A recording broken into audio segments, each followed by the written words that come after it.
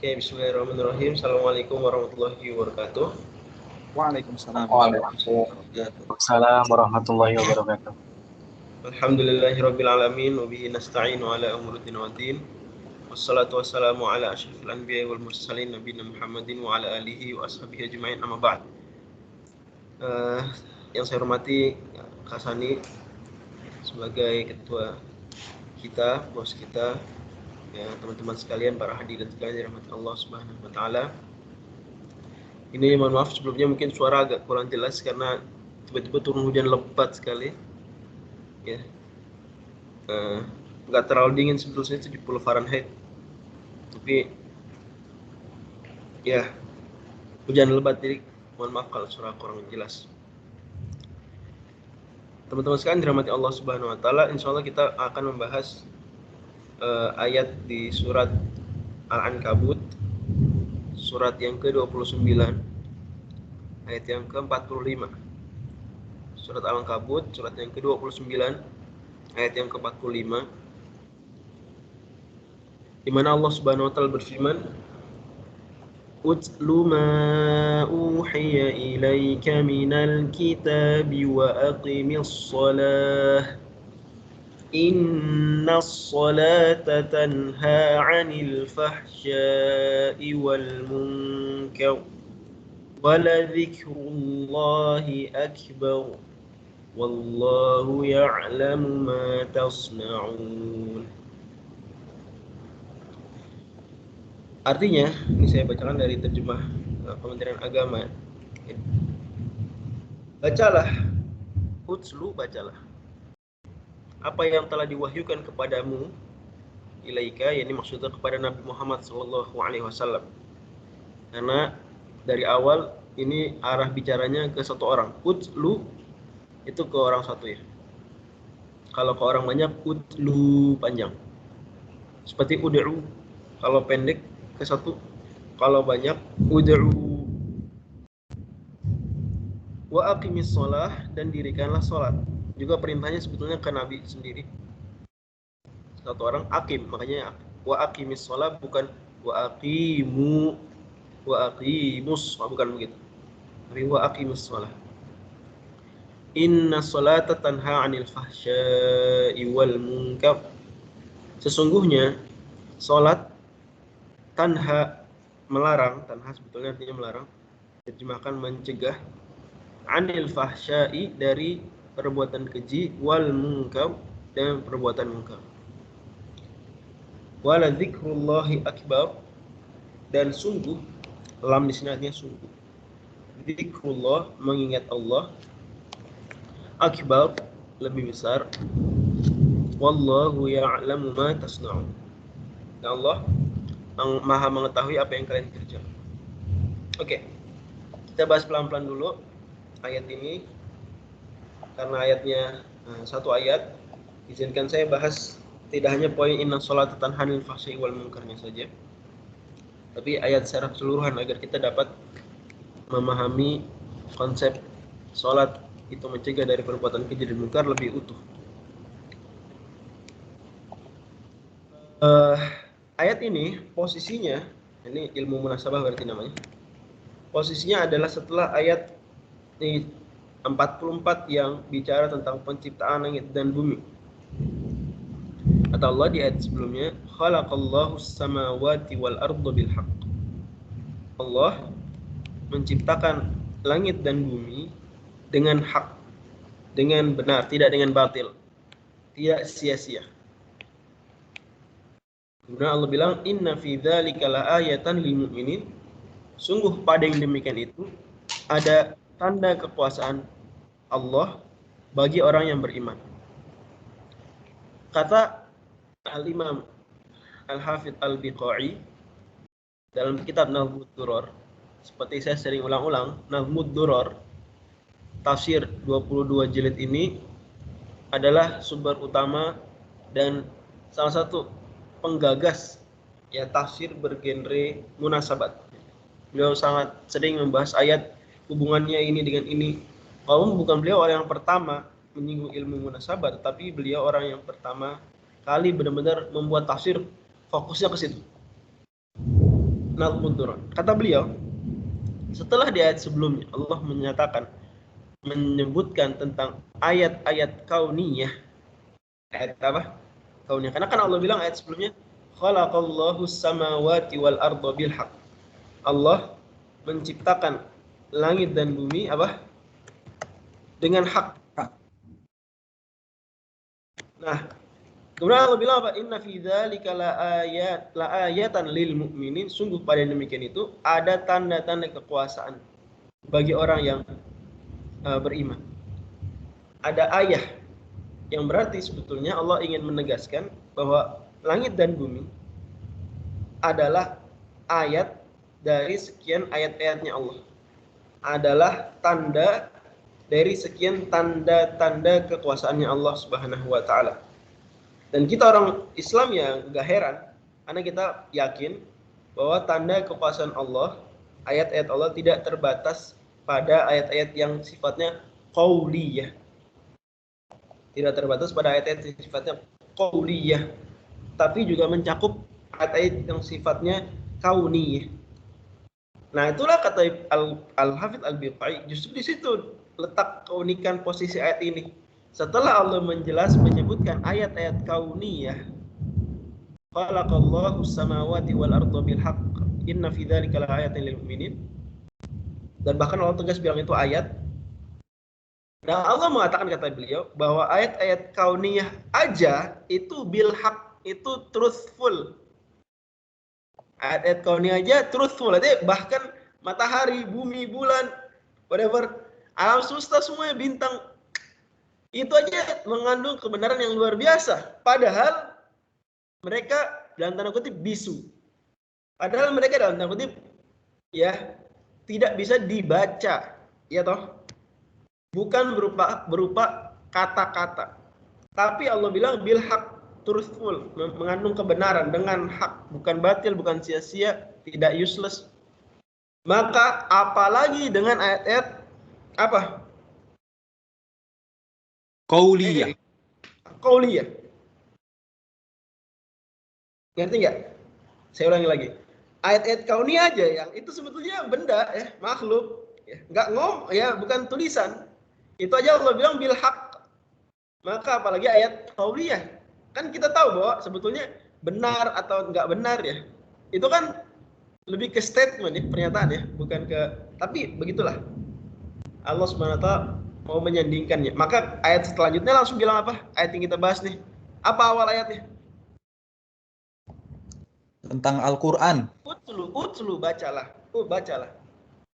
Gitu ya. Oke, dapat ya. Jadi setelah Allah Subhanahu wa taala menyebutkan bahwa ayat kauniyahnya itu aja hak, maka Allah berpindah ke ayat qauliyah, nyuruh bacalah lebih-lebih lagi. Oke, jelas ya. Nah, makanya awal ayat 45 Allah bilang utslu, bacalah. Ma uhiya ilaika minal kitab. Al-Imam Al-Qurtubi dalam tafsirnya, dan tafsir Al-Qurtubi saya mungkin pernah sampaikan adalah tafsir terpenting untuk genre tafsir fikih atau tafsir ayat ahkam, istilah lain, tafsir fikih. Jadi tafsir kan banyak genrenya, banyak fokusnya. Nah, Imam Al-Qurtubi katakan tentang ayat ini, kata beliau, ayat ini dalil bahwa membaca Al-Quran hukumnya wajib fardu ain. Membaca Al-Quran apa hukumnya? Wajib fardu ain. Mungkin ada yang bertanya, oh berarti saya dosa kalau sehari nggak baca Quran? Jawabannya nggak dosa kalau sehari aja nggak baca Quran. Tapi makruh itu, nggak sampai haram. Lah katanya wajib tadi, bukannya wajib kalau ditinggalkan berarti dosa.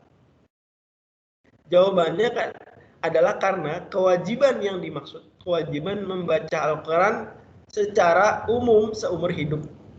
Membaca Al-Quran, general speaking, selama kita hidup itu wajib. Adapun frekuensinya, adapun kadarnya, maka tidak ada ketentuan khusus. Hanya saja para ulama sebutkan batas-batas kemakruhan. Misalnya, Al-Imam An-Nawawi sebutkan bahwa sejumlah sahabat memandang makruh berarti mepet-mepet haram ya, makruh. Enggak sampai dosa tapi mepet-mepet. Memandang makruh sehari tidak ngaji sama sekali. Jadi kalau ada orang sehari ngaji sama sekali at all gitu ya, itu makruh. Ulama lain itu membuat batas, Imam Ahmad membuat batas, kalau ada orang 40 hari nggak khatam Al-Quran, makruh. Makruh 40 hari lewat nggak khatam. Waduh, ini kalau ya mungkin kalau kita mahasiswa, insya Allah mungkin udah biasa ya. Tapi kalau lihat masyarakat umum, waduh, berarti banyak yang kena kemakruhan nih. Ini 40 hari harus khatam. Kalau mahasiswa, ya anak-anak lembaga dakwah, anak-anak masjid ya itu ya 30 hari khatam ya. Tapi ini 40 hari. Orang awal loh. Mungkin itu 10 hari barangkali mungkin ini ya, bonus lah kalau sibuk gitu. Kalau ada lemburan, mungkin gitu. Tapi ada lagi yang memakruhkan, Imam Suyuti sebutkan dalam al-Itqan, makruh setahun nggak khatam Quran barang sekali. Nah, ini kalau saya pribadi, saya sering nyampaikan ke jamaah yang ini. Yang ini. Makruh nggak khatam Quran sekali setahun. Malah ada yang bilang sebelum setahun sekali, setahun 2 kali. Ini sekali di bulan Ramadan, sekali di luar Ramadan. Gitu ya. Ada juga, tapi saya cobalah biar orang semangat gitu ngamalin ya. Jadinya nggak merasa berdosa. Sebenarnya ada juga pendapat 1 kali itu batas kemakruhannya. Tapi coba kita Elki nih ingatkan ke masyarakatnya mungkin yang pendapat sebelum 1 ini, itu 2 kali setahun, sekali Ramadan, sekali di bulan Ramadan. Itu kayaknya lebih masuk akal. Insya Allah masyarakat itu lebih termotivasi, artinya nggak terlalu nyantai, juga nggak terlalu loss gitu. Artinya di Ramadan dia ekstra, di luar Ramadan minimal jangan sampai hilang, sebelum ketemu Ramadan lagi sudah khatam lagi. Lucu ya, malu. Qurannya dibuka cuma apa? Ramadan itu. Udah kayak benda pusaka. yang berdebu kalau Ramadan dibersihkan, diwangi-wangi, dibaca, itu simpan lagi di museum. Oke. Jadi kalau ditanya apa dalilnya bahwa membaca Al-Quran wajib? Kan kalau wajib berarti perintah. Jawabannya ini, ayat ini. Utslu ma uhiya ilaika minal kitab. Bacalah. Jadi karena Allah nyuruh baca, dan perintah baca ini berarti fardhu ain, setiap orang wajib baca Quran. Tetapi kadar hariannya itu nggak ada ketentuan khusus. Hanya saja para ulama sebutkan batas-batas makruh saja. Artinya dia baru dosa, sebetulnya baru dosa banget itu kalau nggak baca Quran sama sekali, itu dosa. Jadi kalau dia baca Quran jarang, masih mending. At least baca Quran, menunaikan kewajiban. Tapi kalau nggak sama sekali, berarti dia mirip sebetulnya seperti tadabur, hukumnya fardhu ain, sama. Kita udah belajar dulu tadabur, sekarang belajar baca. Oke, tapi bukan itu topik utama kita, jadi saya nggak mau memperdalam di situ. Intinya saya udah kasih kode ya. Lanjut ayat berikutnya. Ternyata ada kewajiban lain yang bahkan ini lebih jelas kewajibannya, yaitu wa aqimis shalah. Jadi utslu ma uhiya ilaika minal kitab wa aqimis shalah. Jadi teman-teman bisa bayangkan saking pentingnya membaca Al-Quran sampai disandingkan dengan perintahnya loh. Perintah ngaji itu dengan perintah mendirikan sholat.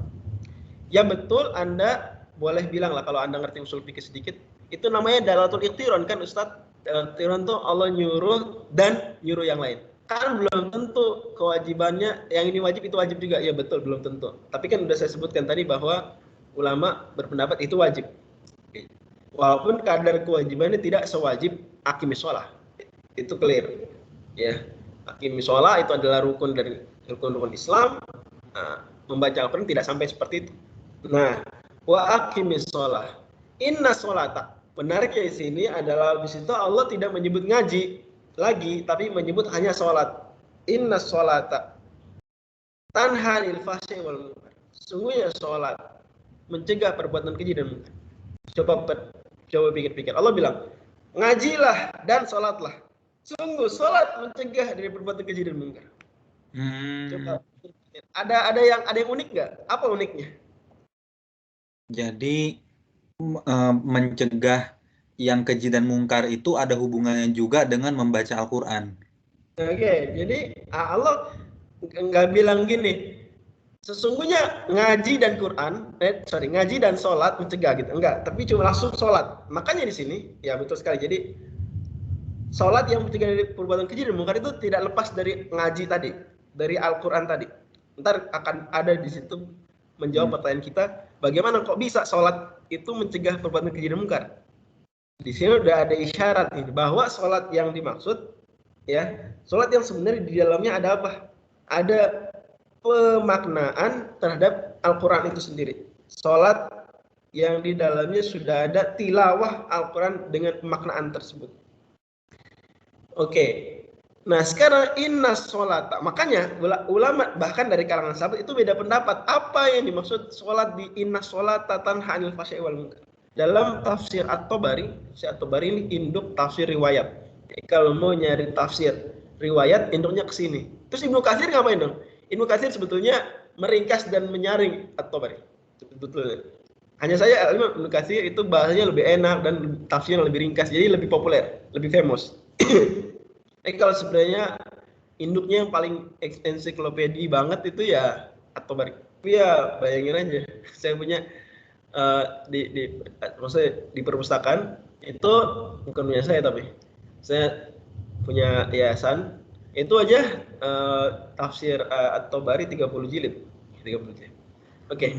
Nah, disebutkan oleh Imam At-Tabari, para sahabat punya dua pendapat tentang makna inna sholata. As-sholatan ini di sana. Pendapat pertama pendapat Ibnu Umar, pendapat Ibnu Umar. Pendapat pertama pendapat Ibnu Umar. Di mana Ibnu Umar menafsirkan bahwa makna sholat di sini adalah Al-Quran. Jadi wa aqimis sholah, jadi utul ma uhiya ilaika minal kitabi wa aqimis sholah innal qur'ana, kata beliau gini, bahwasanya sholat yang dimaksud adalah Al-Quran alladzi yuqra'u fil masajid. Ini kata beliau. Ini ketika menafsirkan inna sholata tanha anil fahsya'i wal munkar, maksudnya Quran. Karena jelas Quran itu apa? Isinya larangan-larangan perbuatan keji dan munkar. Al-Quran alladzi yuqra'u yang dibaca fil masajid, dalam sholat di masjid-masjid. Apalagi ini perintah di awal tadi itu lebih ke Nabi ya. Stop di sini. Saya mau bilang, ini kaidah. Setiap perintah ke Nabi dalam Al-Quran, maka defaultnya itu perintah untuk beliau dan untuk umat. Seperti disebutkan Imam Ghazali kaidahnya dalam kitab Al-Mustasfa. Maka meskipun tadi saya sudah bilang di awal bahwa perintahnya itu ke kamu secara tunggal, tapi sebetulnya applies juga ke seluruh umat Islam sampai kapanpun. Tapi menariknya di sini tafsir Ibnu Umar, Al-Quran alladzi yuqra'u fil masajid, yaitu Al-Quran yang dibaca dalam sholat di masjid. Karena imam ketika membaca Al-Quran, kemudian jamaah mendengarkan, maka sebetulnya seperti imam ini sedang menasihati jamaah. Kalau imam membaca ayat-ayat yang memerintahkan untuk apa ya, whatever lah, untuk menjaga pandangan misalnya, ya berarti ya jamaah seperti dilarang, ya siap imam mendengarkan. Nah ini tentu makin menegaskan pada kita pentingnya pemaknaan terhadap apa yang dibaca sebetulnya. Oke, jadi tafsir Ibnu Umar. Kata Imam At-Tabari, tafsiran kedua, wa qala akharuna bal ana bihas shalah. Tapi kata ulama sahabat yang lain, itu sholat betulan. Sholat betulan. Oke, pause di sini. Kok bisa Ibnu Umar bilang sholat, ayatnya sholat, kok bisa jadi Quran? Nah ini dalam ilmu balaghah ada nih cara pembahasan seperti itu, yaitu menyebutkan sesuatu dengan satu lafal teks, padahal yang dimaksud adalah sesuatu yang di dalamnya atau sesuatu yang terkaitnya. Misalnya Allah bilang wa Qur'anal fajr inna Qur'anal fajri kana masyhuda, dan bacaan Al-Quran di waktu subuh, sungguh bacaan Quran di waktu subuh itu disaksikan. Kan teksnya Quran al-Fajr, bacaan Al-Quran di waktu subuh. Tapi penafsir mengatakan maksudnya sholat subuh itu sendiri, sholat subuh itself. Wa Quran al-Fajr tafsirannya sholat subuh. Maka ayatnya jadi komplit tuh sholat di waktu. Aqimis sholata liduluki syamsi ila ghasaqil laili wa Quran al-Fajr. Dirikanlah sholat mulai tergeser matahari, yaitu zuhur, ila ghasaqil laili, sampai malam gelap. Jadi zuhur, terus asar, terus maghrib, terus isya. Wa Qur'an al-fajr. Dan Quran waktu fajar. Kenapa kok sholat disebut Quran? Sholat subuh kenapa disebut Quran? Karena sholat subuh paling panjang bacaannya. Disunahkan untuk panjang bacaannya. Makanya khas di situ berarti disebutnya Quran. Di sini juga gitu. Karena sholat di dalamnya ada Al-Quran. Maka Ibnu Umar, dan ini fine memahami seperti ini, oke. Memahami as-sholat di situ Quran justru. Kebaliknya surat Al-Isra tadi ya. Surat Al-Isra lafalnya Quran, ditafsirkannya sholat. Quran al-fajr, sholatul fajr. Ini enggak. As-sholat ditafsirkannya Al-Quran. Jadi karena saling relate antara sholat ada Qurannya, Quran dibaca saat sholat, maka begini cara menafsirkan. Jadi ini apa-apaan jangan terlalu bingung ya Ibnu Umar. Ini penafsiran apa nih? Sholat tafsirkan Quran. Lah, itu Quran ditafsirkan sholat. Gitu ya. Itu Quran ditafsirkan sholat. Itu biasa. Oke, balik lagi. Tafsiran kedua, sholat betulan. Ini tafsiran tadi saya bilang Ibnu Abbas dan Ibnu Mas'ud. Ibnu Abbas mengatakan, fi sholati muntahan wa muzdajarun an ma'asillah. Pada sholat itu ada larangan dan teguran keras dari melakukan dosa kepada Allah, mendurhakai Allah. Ibnu Abbas tambahkan, Ibnu Mas'ud tambahkan. Ketika ditanya oleh seseorang, ini orang ini katsirus shalah. Orang ini banyak sholat. Ini Ibnu Mas'ud lagi menegur seseorang, tapi ada yang bilang ini orang banyak sholat. Maka kata beliau, fa innaha la tanfa'u illa man ata'aha. Sholat itu tidak bermanfaat kecuali orang yang mematuhi prinsip-prinsip sholat. Di lain kesempatan beliau katakan, malam ta'murhu sholatuhu bil ma'rufi wa tanhahu 'anil munkari lam yazdad biha minallahi illa bu'da. Barang siapa yang sholatnya tidak mengamar dia kepada ma'ruf dan tidak menahi dia kepada mungkar, tidaklah dia bertambah dengan sholat tersebut kecuali semakin jauh dari Allah. Ini ngeri-ngeri juga kita.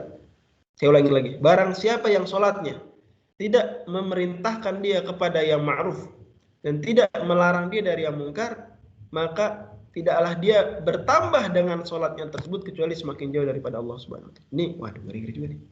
Ngeri-ngeri juga. Ibnu Abbas juga punya perkataan yang semisal. Ya, maknanya mirip. Oke, jadi dari sini kita paham bahwa para sahabat memahami inna sholata tanha 'anil fahsya'i wal munkar itu dengan dua penafsiran yang walaupun Imam At-Tabari menyebutkan, Ibnu Jarir At-Tabari menguatkan pendapat kedua dan memang nampaknya itu lebih clear dari ayatnya, tapi tidak kita bisa nafikan bahwa ada unsur juga di dalamnya apa yang ditafsirkan Ibnu Umar. Oke. Jadi ulang lagi teman-teman. Inna sholata tanha 'anil fahsya'i wal munkar. As-shalah di sini tafsirannya apa? Ada dua. Ada dua. Tafsiran pertama Al-Quran. Siapa itu? Tafsir siapa tuh? Ini mantap kalau udah tahu tafsir terus siapa sahabatnya yang tafsir itu udah tinggi banget levelnya. Karena udah bisa ya udah tahu sahabat loh, langsung sahabat yang ngomong ya. Siapa? Ibnu Umar. Oke, tafsiran kedua Sholat itu sendiri. Sholat itu sendiri. Tafsiran siapa ini?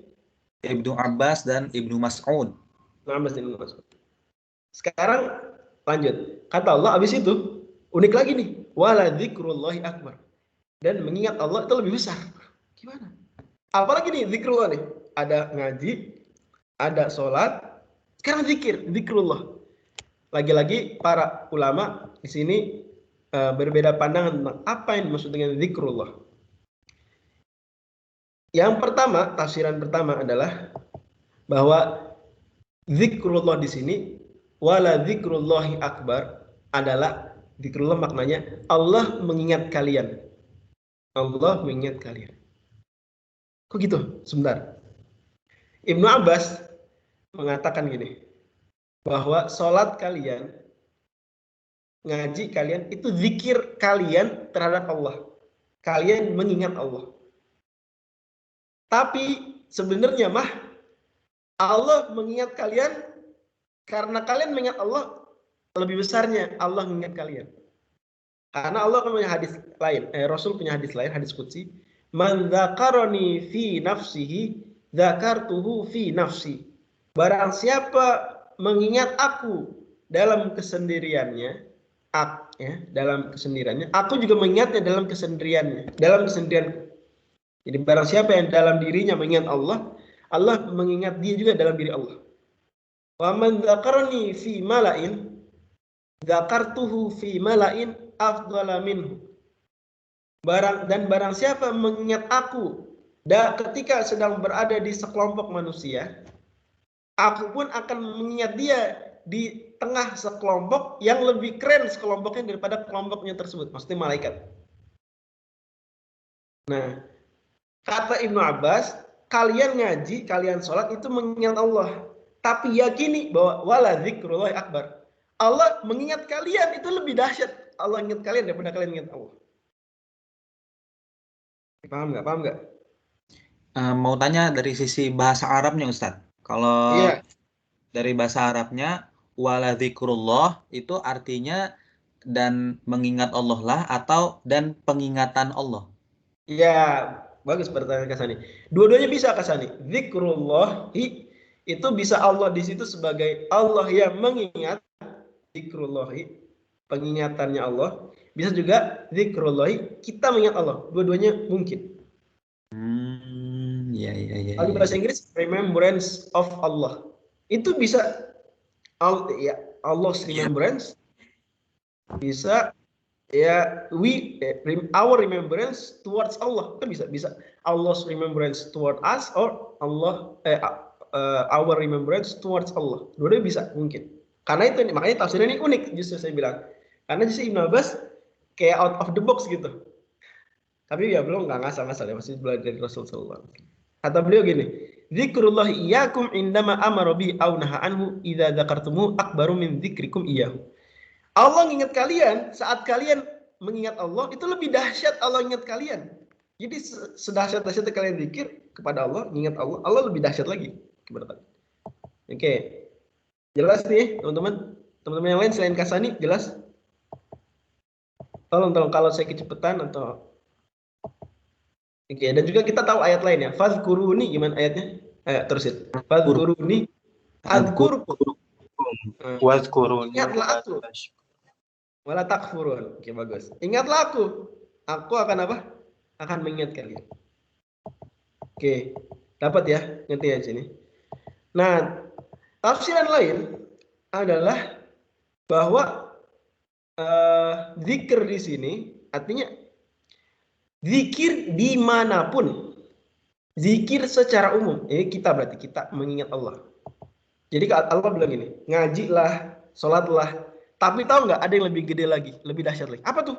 Itu zikir nggak cuma saat ngaji dan nggak cuma saat sholat. Jadi saat ngaji dan saat sholat zikir. Tapi tahu nggak bahwa zikir secara umum lebih dahsyat lagi. Ada orang yang mungkin mengingat Allah saat ngaji bagus. Mengingat Allah saat sholat bagus. Dan jangan lupa bahwa baca Al-Quran, kata Imam Nawawi dalam kitab At-Tibyan, ulama sepakat zikir terbaik adalah Al-Quran. Ini kita mengingat Allah, cara terbaik ada Al-Quran.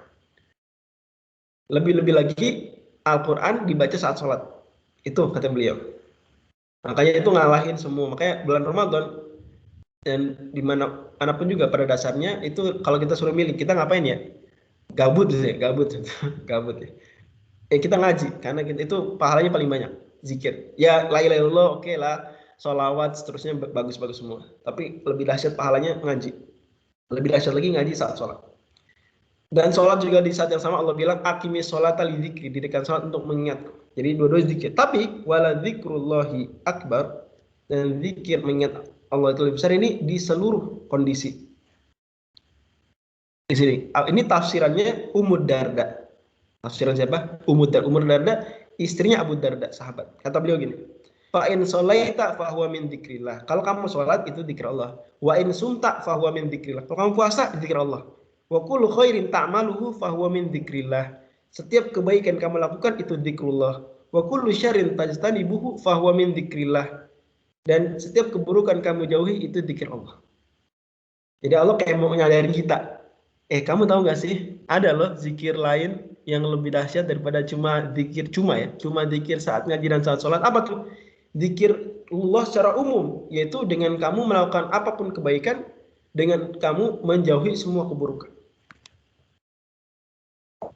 Menariknya di sini Imam At-Tabari itu membawakan pendapat ketiga yang apa? Mengatakan bahwa dua-duanya bisa. Jadi karena tidak saling bertentangan, kita tafsiran pertama dan kedua nggak bertentangan nih kalau di sini. Jadi nggak perlu ditarjih, nggak perlu dipilih mana yang kuat, dua-duanya benar. Yaitu apa tafsiran pertama tadi? Jadi kita dapat lagi wala dzikrul akbar, ada dua tafsiran. Tafsiran pertama apa? Ayo yang lain. Yang lain coba.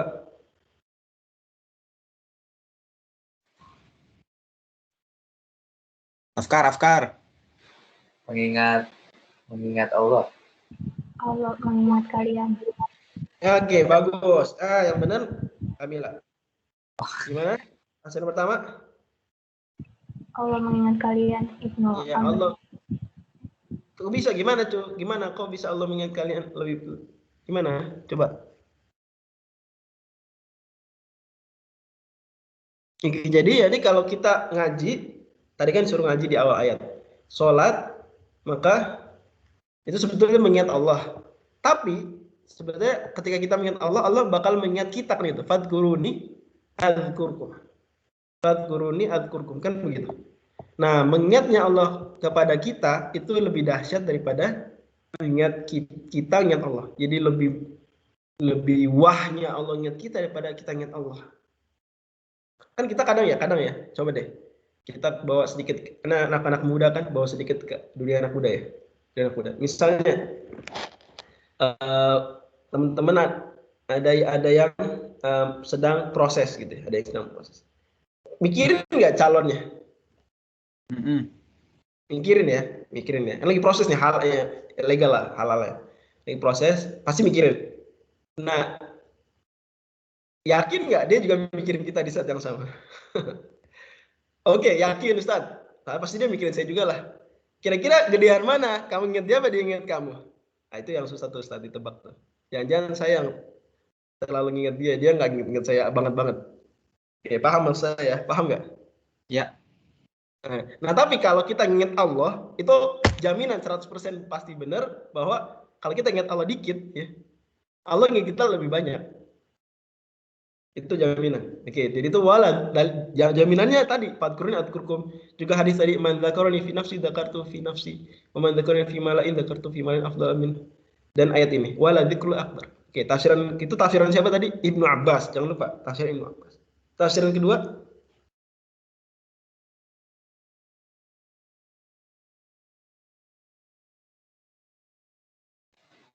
Zikir dilakukan secara umum, Ustaz. Di luar sholat yang Quran. Iya, bahwa ada zikir yang lebih besar daripada cuma ya, harus pakai cuma nih. Daripada cuma ngaji dan cuma sholat. Apa zikir yang lebih besar? Tadi. Secara umum. Di mana Jadi semua kebaikan yang kamu lakukan itu zikir. Kullu khairin ta'malu fa huwa min dzikrillah wa kullu syarrin tajtanibu fa huwa min dzikrillah. Itu lebih dahsyat karena jangan ada orang, Ustaz saya zikir kok, saya rajin zikir. Tapi ya naudzubillah min dzalik, kalau korupsi sebetulnya berarti lupa bahwa ada zikrul lebih besar, yaitu apa? mengingat Allah kapanpun, dimanapun. Ya itu tadi menjauhi keburukan. Dia, Ustaz saya zikrul rajin, saya rajin ngaji, rajin sholat.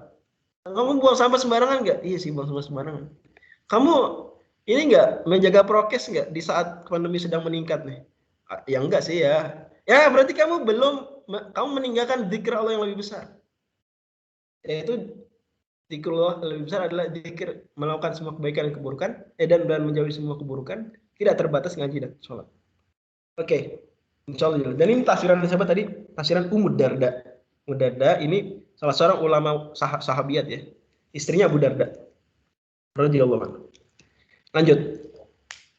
Pembahasan selanjutnya adalah apa istimewanya ngaji dan sholat kok sampai diperintahkan secara khusus. Ini dibahas oleh Imam Al-Razi, kata beliau.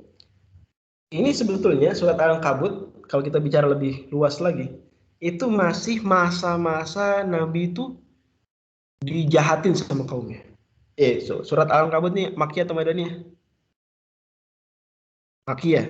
Ya. Masih jahatin sama kaum.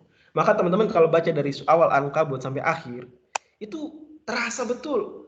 Ini surat kayaknya, ya Allah, Nabi lagi dijahatin banget. Terasa. Maka di surat inilah Allah nyebut Nabi Nuh itu dakwanya 950 tahun.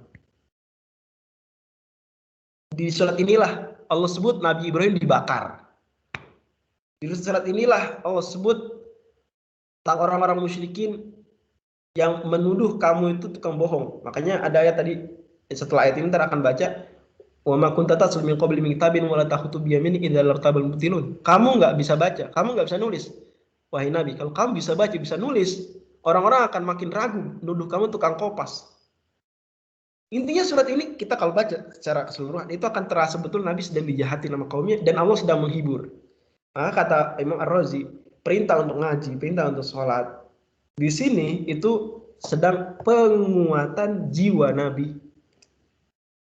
Untuk apa penguatan jiwa Nabi? Ya karena amalan sosial yang bisa dilakukan udah semakin sempit, udah dijahatin. Maka Nabi butuh penguatan lagi. Dengan apa? Yaitu semakin memperkuat silah connection beliau dengan Allah dengan cara ngaji dan sholat. Kata Imam Ghazali, barang siapa ingin Allah bicara padanya, maka ngajilah. Barang siapa ingin Allah bicara padanya, maka apa? Ngajilah. Ngajilah. Dan barang siapa ingin dia bicara kepada Allah, maka sholatlah. Barang siapa ingin dia bicara kepada Allah, maka sholat. Tentu sholat yang nyantai, yang tenang, tumaknina, ada doanya di saat sujud, sebelum salam. Sholat yang kalau boleh saya istilahkan, sholat yang komunikatif. Ya, boleh lah istilahnya. Sholat yang apa? Komunikatif. Jadi sholatnya enggak ya selesai, assalamualaikum enggak gitu. Tapi sholat yang komunikatif. Makanya Nabi kalau susah kan faza ila sholat. Kalau Nabi dapat masalah, Nabi sholat. Maka saya sering bilang teman-teman kalau ada masalah apa-apa, tuntaskan di sujud gitu ya. Kan gitu ya. Sujud itu karena sholat yang komunikatif itu benar-benar menghibur. Sepertinya. Jadi benar-benar Allah mau Quran dan sholat. Quran, Nabi, diajak ngomong Allah, Allah ngajak ngomong Nabi. Atau siapapun believers, mukminun. Dan dengan sholat, believers ngajak bicara Allah. Jadi komunikatif. Penguatan. Untuk apa? Penguatan jiwa Nabi. Agar Nabi dirinya sendiri tertanha anil fahsya'i wal munkar. Dan kuat untuk dengan itu punya energi lebih untuk mentanha anil fahsya'i wal munkar. Paham ya? Nabi kan sedang dijahatin oleh kaumnya. Nabi mau dakwah, butuh tambahan kekuatan. Ya, tambahan kekuatan gimana? Dengan Quran, dengan sholat, tambahan kekuatan, iman. Dengan itu Nabi semakin punya power untuk tanha anil fahsya'i wal munkar ke diri sendiri. Dan otomatis kalau diri sendiri sudah tanha anil fahsya'i wal munkar, energi untuk tanha anil fahsya'i wal munkar ke orang lain lebih dahsyat. Paham ya? Jadi rahasia kenapa di surat yang Nabi sedang ditekan-tekannya ini, yang bahkan sampai Allah sebut-sebut jumlah tahunnya Nabi Nuh, itu kan motivasi Nabi. Nabi kamu baru berdakwah berapa tahun sih? Itu udah 950 tahun. Sebut-sebut dibakar Nabi Ibrahim. Nabi kamu udah diapain aja sih sama kaum kamu? Belum dibakar kan? Tuh Nabi Ibrahim udah dibakar. Jadi semakin kuat sehingga nanti tanhanil fahsya wal munkar lebih kuat. Oke. Selanjutnya, apa makna al-fahsya dan munkar? Al-fahsya dan munkar.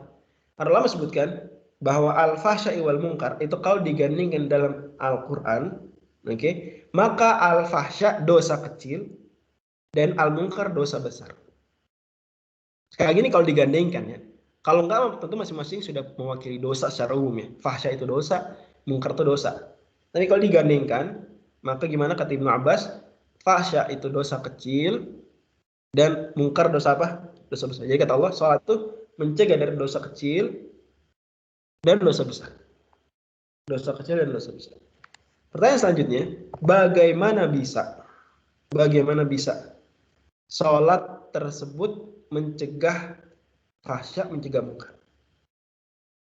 Al-Imam Ar-Razi menjelaskan mekanismenya. Kata beliau, as-sholatu shahihatu syar'an tanha 'anil amrayni mutlaqan. Sholat yang sahihah, beliau pakai istilah as-sholatu shahihah, the true sholat. Sholat yang benar. Syar'an, secara syariat, itu memang benar bisa mencegah perbuatan keji dan munkar. Kenapa? Karena yang pertama dia pasti tidak akan meniatkan riya. Sholat yang benar tidak pamer. Otomatis karena tidak pamer, tentu berarti perjuangan lebih besar. Karena sholat itu ibadah yang dampak positif pada diri kita itu nggak terlalu signifikan kelihatan. Amal soleh lain langsung kelihatan. Relatif sholat tuh kayak apa sih? Maka biasanya itu dorongan riya dalam sholat lebih besar. Dorongan riya, saya bilang, dorongan riya dalam sholat itu lebih besar dibanding rata-rata ibadah yang biasa harian kita lakukan. Saya bicara harian ya, nggak bicara haji lah, umroh itu bukan harian, yang harian. Karena kalau kita misalnya apa, beramal soleh, sedekah, itu terasa langsung dampak positifnya. Langsung kelihatan, oh memang bantu orang. Apalagi misalnya amal soleh harian, ya, apa misalnya amal soleh harian? Puasa, kesehatan ya. Gimana? Puasa langsung kelihatan, gitu. Kelihatan langsung, badan kurus gitu, ya langsing gitu contohnya, let's say lemak hilang. Tapi sholat apa ya coba? Ya ada, saya nggak bilang nggak ada, cuma kan nggak terlalu langsung kelihatan. Mana lagi gerakan sholat itu kayak benar-benar nggak logik. Kalau sekilas kita bicara sekilas ya, dengan pandangan yang apa ya, yang skeptis Awam. gitulah, awam lah ya. Apa nih nggak logik? Islam nyuruh sedekah, oke. Islam nyuruh puasa, ya bagus ya, di diet ya, dan seterusnya. Ini apa nih? Tentu ada yang lebih dianggap nggak logik lagi, itu haji ya oleh orang. Itu lebih susah lagi tuh. Ujian keimanan lebih dahsyat lagi. Sholat apa coba? Jungkir gini. Makanya ada orang, ya Allah, calon berarti ya, calon sahabat lah, zaman Nabi itu nggak masuk Islam gara-gara sholat. Saya nggak mau jidat saya ditaruh tanah. Apa-apa jidat saya taruh tanah. Ada orang kayak gitu.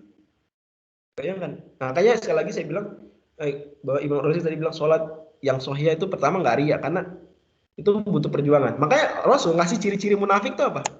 Simple. Di antara ciri munafik apa? Ada yang tahu nggak terkait sholat? Ada 2 disebutkan oleh Nabi. Isya dan subuhnya tidak. Nah, oke.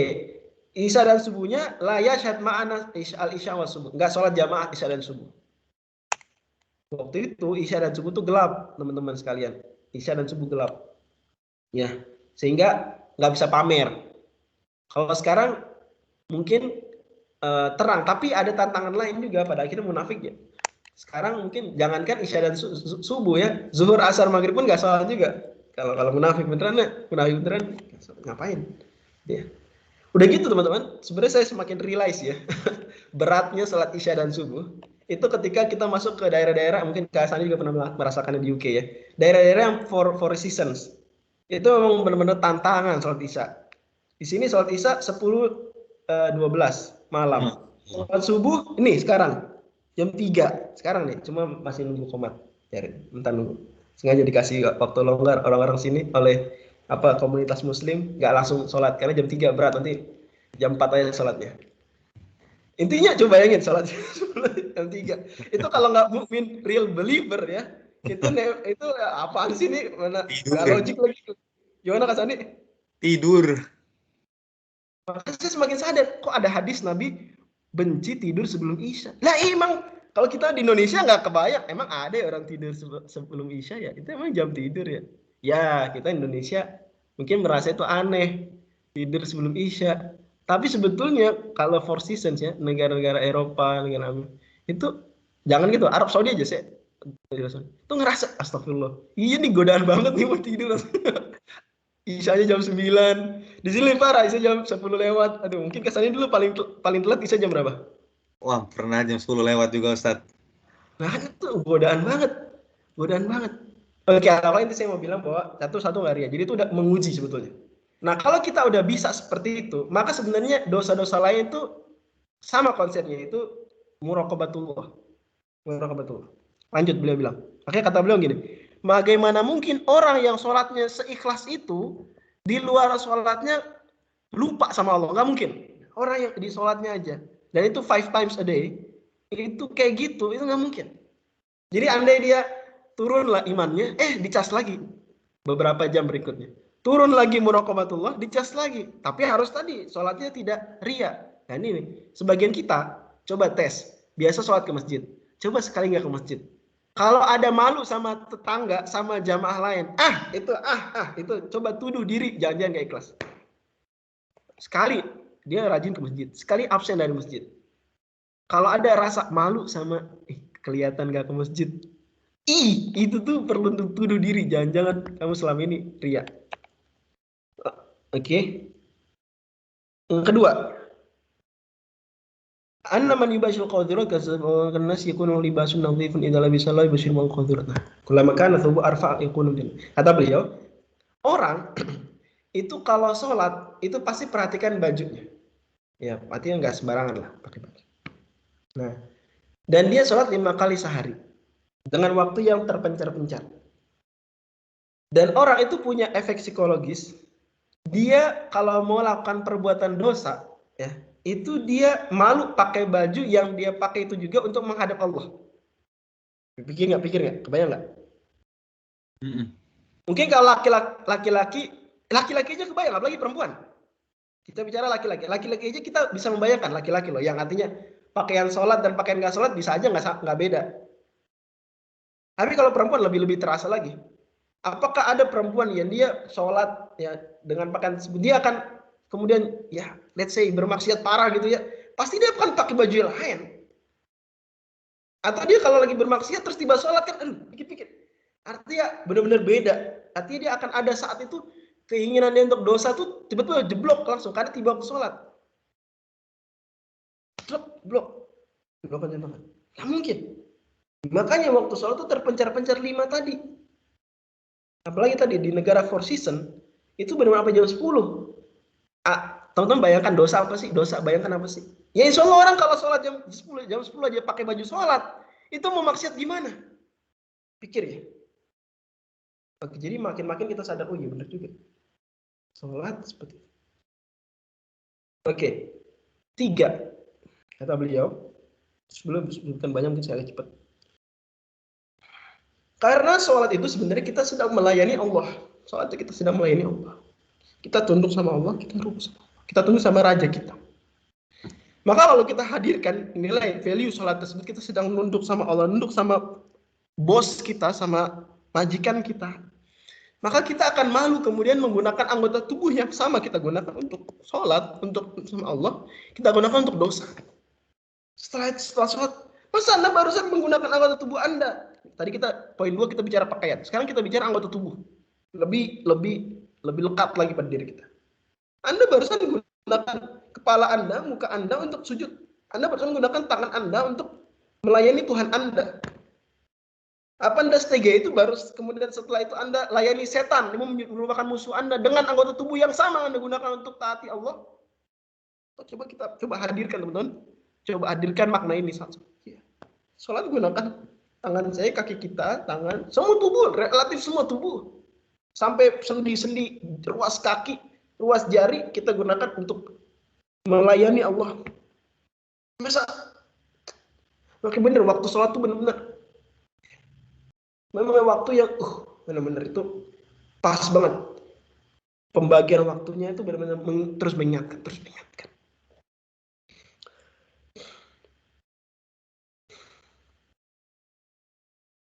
Yang keempat, terakhir. Tapi pikirin dulu, coba pikirin. Yang poin ketiga ini tadi. Pikirin dulu. Poin keempat, kata beliau adalah bahwa dalam sholat itu zikir-zikir yang betul-betul isinya menyadarkan kita dari dosa. Mulai dari awal sampai akhir.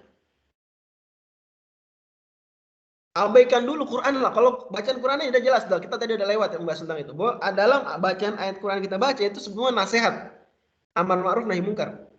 Tapi coba zikir-zikirnya deh. Doa iftitah apa? Coba. Itu semua versi doa iftitah menyadarkan kita. Atau sebelum itu Allah Akbar dulu. Allahu Akbar. Allah is the biggest one, bigger than anything.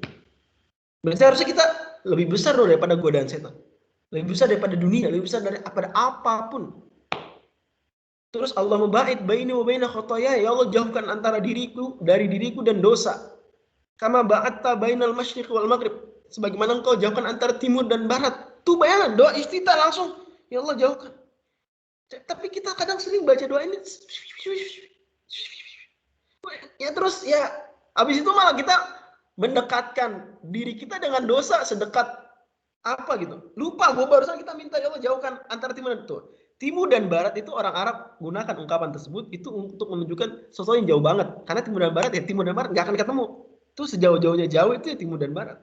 Jangan bilang bumi kan bulat, Ustaz. Bisa balik. Ya kalau udah ketemu nggak timur barat lagi namanya lah. Kalau udah ketemu udah nggak timur barat. Ya udah bentok tuh titik terjauh itu timur dan barat. Lanjut lagi. Allah manaki min khotoyaya. Ya Allah bersihkan aku dari salah-salahku. Kama yunaqas thawbul abyadu minad danas. Bagaimana baju putih dibersihkan dari kotoran. Anda bayangkan iklan Soklin, iklan Rinso, kayak gitu. Itu doa kita tuh. Kama yunaqas thawbul abyadu minad danas. Allahumma ghsilni, ya Allah bersihkan aku dari kesalahan-kesalahanku. Bil ma'i wasalji wal barad, dengan air, dengan salju, dengan es. Belum terus kita baca a'udzubillahi minasyaitonir rajim. Aku berlindung pada Allah dari setan. Min nafkhi wa nafthihi wa nafthi. Dari godaannya, dari bisikannya, dari gangguannya. Terus subhana rabbiyal azim. Maksudnya Allah yang Maha Agung. Dan kita tundukkan kepala kita. Rabbana walakal hamdu. Puji bagi Allah. Terus. Jadi bacaan salat terus doa antara dua sujud. Rabbighfir warhamni wahdini wa'afini warzuqni. Menjaga doa, ya Allah ampuni aku, maafkan aku. Tahiyat, apa di antara akhir doa tahiyat adalah Allahumma inni a'udzubika min adzabi jahannam wa min adzabil qabr wa min fitnatil mahya wal mamati. Minta perlindungan dari godaan selama hidup dan godaan kematian, dari hukum, dari fitnah saat hidup, fitnah kematian. Min syarri fitnatil masih dajjal. Semua menyadarkan. Apalagi dengan kehusyuan, dengan muraqabah yang kita nggak ingat-ingat dunia lagi, benar-benar fokus sholat. Intinya pada akhirnya itu 4 poin. How can sholat itu prevent someone from doing what Allah Subhanahu Wa Taala hate. Itu barangkali teman-teman sekalian yang bisa saya bawakan dari kumpulan tafsir para ulama. Kita merujuk ke tafsir At-Tabari, kemudian kita merujuk ke tafsir Al-Biqai, ke tafsir Al-Qurtubi untuk hukum fikihnya, dan untuk bagaimana sholat mencegah dari kemungkaran. Ambil dari tafsir Ar-Razi. Ini insyaallah masing-masing adalah tafsir dengan genrenya yang udah terbaik di genrenya masing-masing. Mudah-mudahan juga ditambahin informasi bagi kita, dan juga tadi saya singgung sebagian dari Imam Al-Ghazali, karena beliau bagaimanapun tokoh besar ya dalam dunia tazkiyatun nafs, pensucian jiwa dan tasawuf. Wallahu a'lam. Itu barangkali mudah-mudahan bermanfaat. Wassalamualaikum warahmatullahi wabarakatuh. Waalaikumsalam warahmatullahi wabarakatuh. Waalaikumsalam warahmatullahi wabarakatuh. Masya Allah. Jazakallahu khairan Ustadz atas materinya, luar biasa sekali. Jadi ini juga sih pengingat ya, mengingat bahwa ya untuk kita bisa terhindar dari perbuatan keji dan mungkar itu ya memang sholat kita ya harus dibenerin dulu gitu ya. Tadi bagaimana kita harus selalu mengingat maknanya gitu, makna dari zikir-zikir dan juga bacaan-bacaan sholat kita. Oke, mungkin dari teman-teman ada yang mau ditanyakan kepada Ustadz, dipersilahkan. Ya, kalau nggak ada, saya dulu ya. Jadi, jazakumullah khairan, Ustadz Fajri. Jadi, terjawab kenapanya ya. Selama ini nih, menyikapi ayat ini bingung ya. Apa hubungannya ya, sholat dengan mencegah perbuatan keji dan mungkar gitu ya. Nah, alhamdulillah sekarang sudah paham. Nah, Ana mau bertanya, Ana jadi berpikir Ustadz, apakah tafsir yang Ana pikirkan ini benar atau enggak gitu Ustadz ya. Tadi Ustadz kan ngomong nomor 2 itu tentang pakaian ya. Nah tadi kalau Ana pikir-pikir ya, ini menurut Ana ya, jadi pertanyaannya adalah mengkonfirmasi apakah kalau kita berpikir seperti ini, menafsirkan ayat ini benar atau tidak. Jadi kalau Anda perhatikan orang-orang yang ke masjid untuk sholat itu, kalau laki-laki kan biasanya emang dalam kondisi normal ya, itu kan ke masjid ya. Nah Pak Imam apalagi tuh yang suka di masjid aneh, itu bajunya emang bagus banget gitu. Nah aneh membayangkan orang-orang kayak dia itu emang malu sih kalau ketahuan berbuat keji dan mungkar gitu ya. Kan sehari-hari kami ngelihat di kampung sini memang dia itu orangnya bolak-balik ke masjid terus, apalagi pakaiannya itu seperti itu gitu. Nah, jadi seperti tertimbul persepsi dirinya gitu saat kalau di dalam ilmu psikologi itu akan ada bagaimana kita mempersepsikan diri kita itu namanya identitas diri gitu kan. Oh, saya orang baik, saya orang soleh, nggak pantas lah untuk melakukan hal-hal yang gitu gitu. Ada juga sih soalnya di kampung kami ini ya orangnya nggak sholat gitu ya. Seenaknya aja gitu mau putar musik kuat-kuat gitu ya, mau bergadang sampai malam ketawa-ketawa hahaha itu kayaknya dari cara ngomongnya aja ya ini kan anak-anak bandel wajar lah mas gitu. Jadi identitas dirinya nggak terbentuk sebagaimana yang Anda lihat itu ke masjid ya. Kalau ke masjid itu kan Pak Haji itu contohnya tuh. Itu ngejaga banget gitu image-nya lah gitu ya. Biar nggak berbuat yang macem-macem. Mungkin karena dia setiap hari itu kelihatan ke masjid gitu. Jadi mungkin lebih besar dari pakaian tafsir nomor 2 tadi itu lebih besar dari pakaian, yaitu tentang identitas diri bahwa dia kelihatan sama masyarakat bolak-balik ke masjid sehari 5 kali. Kalau ketahuan ketangkep melakukan perbuatan keji dan mungkar kan malu banget sih emang ya. Ngapain dia jadi imam pakaiannya kayak begitu ke masjid, tapi ternyata kok perbuatannya gitu kayak seperti menipu gitu ya, munafik gitu ya jadinya. Nah, itu yang pertama Ustaz. Nah, lalu Anda juga berpikir melihat ayat ini ya. Jadi jazakumullah khairan nih Ustaz membahas ayatnya itu secara menyeluruh ya.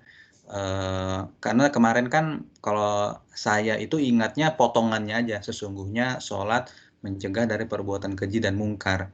Nah, tapi ketika membaca ayatnya secara menyeluruh, nah ini yang aneh jadi membuat tafsir nomor 5 nih, jangan Ustaz. Nah, jadi Gimana tuh? tolong dikonfirmasi bener nggak gitu.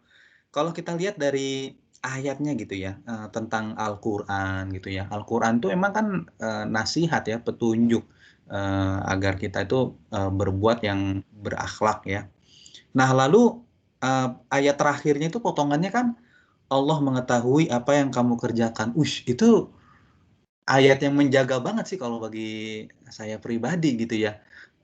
Ngeri banget itu kalau kita melakukan perbuatan keji dan mungkar, padahal kita mengetahui ayatnya itu di akhirnya ya setelah ngomong sholat mencegah dari perbuatan keji dan mungkar, itu ayat akhirnya Allah mengetahui apa yang kamu kerjakan gitu. Jadi jangan-jangan sholat itu mencegah dari perbuatan keji dan mungkar itu dengan cara ayat ini sendiri gitu. Jadi dengan Allah menyatakan seperti itu dan tambahan-tambahan lain di ayat 45 ini, itu dia secara otomatis membuat kita itu harus comply terhadap Allah bilang. Jadi kalau yang lebih intinya sebenarnya kalau Allah bilang sholat itu mencegah dari perbuatan keji dan mungkar, maka kita sebagai orang-orang yang sholat harus mencegah diri kita dari perbuatan keji dan mungkar. Nah, jadi memahaminya kayak gitu bener nggak tuh Ustaz?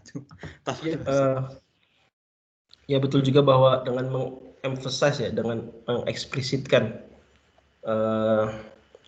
hal tersebut ya menjadi semakin tegas ya, itu juga masuk bisa. Dan itu mungkin bukan tafsir ya, itu pentadaburan ya, dan tadabur pada akhirnya adalah eksplorasi lebih dalam terhadap tafsir. Saya pernah bilang berkali-kali ya. Jadi nggak salah, benar sekali. Juga poin pertama tadi tentang refleksi imam, bahwasanya pakaian itu ya pada akhirnya bukan cuma pakaian sih, tapi persepsi diri ya itu tidak salah. Misalnya mungkin Imam Ar-Razi beliau ya sesuai zamannya beliau mengungkapkannya dengan bahasa seperti itu. Tapi mungkin kita dengan ilmu psikologi modern bisa tadi dapat teori apa tadi? Identitas diri. Ya, identitas diri. Ya, betul sekali. Karena dua-dua bukan pertanyaan ya, kasarnya hanya minta konfirmasi ya, jadi saya udah centang dua-dua. Barakallahu fiik.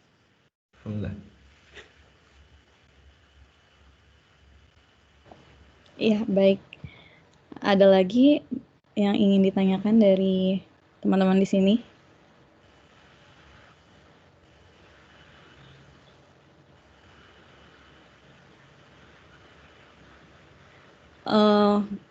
Jika tidak ada, mungkin dari saya ini kali ya Ustadz, tipsnya Ustadz untuk apa namanya ya, bisa menghafal.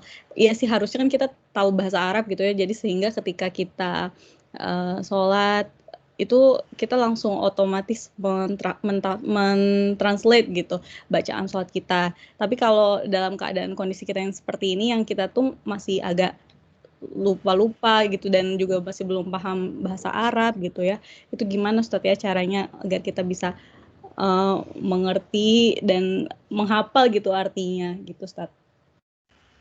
Ada nggak kira-kira tips?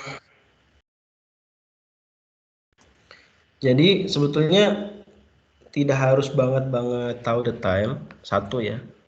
Walaupun itu keharusan sih pada akhirnya, tapi untuk tahap awal nggak harus sampai detail banget. Setidaknya dia semakin akrab dengan Quran, dia tahu lah ini imam lagi bahas apa sih. Itu ada level seperti itu. Tapi tetap sebuah kewajiban Kak Nilam dan teman-teman sekalian, wajib memahami makna Quran itu wajib. Jadi saya cobalah.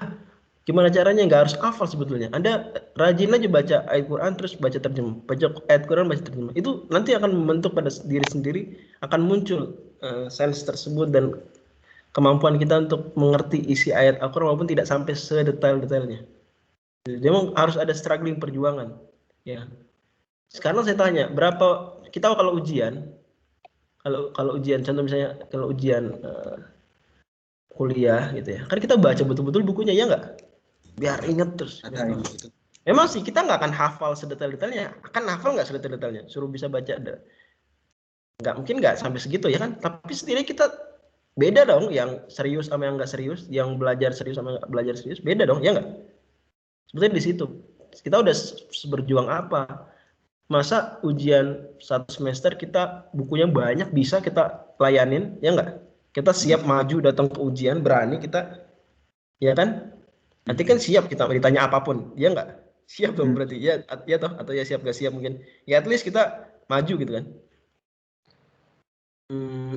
Masa ujian kita sekehidupan 60 tahun hidup, itu sebenarnya dikasih satu buku nih, suruh kuasain sama Allah. Sebenarnya gitu bayangannya. Iya. Ya cobalah, kita sekolah 12 tahun kalau hasilnya adalah nggak bisa ngertiin Al-Quran yang cuma sebuku, itu sebenarnya kayak sekolah sia-sia sih sebenarnya. Kayak ya, saya nggak bilang sia-sia, saya mirip-mirip sia-sia. Kayak kan kita dilatih belajar nguasain banyak buku dalam satu semester. Masa nguasain satu buku dalam 60 tahun nggak bisa? Ngerti ya? Ya Anda sibuk kerja oke lah silakan, tapi kan 60 tahun waktu Anda. Atau anggap setelah selesai kuliah lah. Anda selesai kuliah misalnya 25 tahun, berarti Anda punya waktu sampai meninggal ya, 35 tahun Anda tuh adalah ini jadikan proyek Anda. Atau mungkin habis S2, S3 misalnya, anggap 30 tahun, 35 tahun lah. Anda tetap punya, still you have time. Jadi apa tipsnya, saya nggak bisa ngasih tipsnya apa ya, apa orang giliran Quran minta tips gitu. Ya coba struggle nggak sama Quran, baca Quran rutin, terus setiap baca Quran jangan lupa baca terjemah sambil belajar bahasa Arab ya, itu semua membantu. Jadi terus memang harus setiap hari harus ada keseriusan. Saya senang alhamdulillah, ini kemajuan besar teman-teman UI itu sekarang ya, teman-teman kampus umum lah kebanyakan PTN itu semakin ngerti Quran. Itu sesuatu yang nggak bisa ditolak, fakta tersebut. Itu hal yang akan kita terus kembangkan insya Allah. Tinggal jangan lupa setelah udah selesai masa kuliah terus dilanjutkan. Artinya dia di proyek seumur hidup untuk paham isi Al-Quran. Tentu paham pada akhirnya membantu pengamalan. Anda jangan percaya omongan orang, buat apa paham, yang penting ngamalin. Emang bisa ngamalin tanpa paham? Kalau bisa ya pun pengamalannya akan parsial, tidak akan. Ya, amalnya apa sih? Rajin sedekah. Kan amalan dalam Al-Quran nggak cuma sedekah. Itu ya. Artinya akan parsial pada akhirnya kalau cuma ya yang penting amal, nggak penting paham Al-Quran. Itu betul ya, pada akhirnya dia bisa jadi selamat dunia akhirat juga. Cuma sebetulnya yang Allah inginkan adalah muslim yang pemahamannya komprehensif dan amalnya juga nanti komplit. Tentu pada akhirnya tidak saya pungkiri juga ada juga yang mungkin sudah ngerti seluruh isi Al-Quran tapi belum bisa ngamalkan, ada juga. Tapi setidaknya jumlah itu sedikit dan pada akhirnya akan banyak saat-saat dia sadar, dia kontemplasi, dia menyadari, dia beramal. Itu beda. Orang yang tahu dengan yang nggak tahu beda. Seperti yang maksud saya. Iya, baik. Lagi. Kalau saya suatu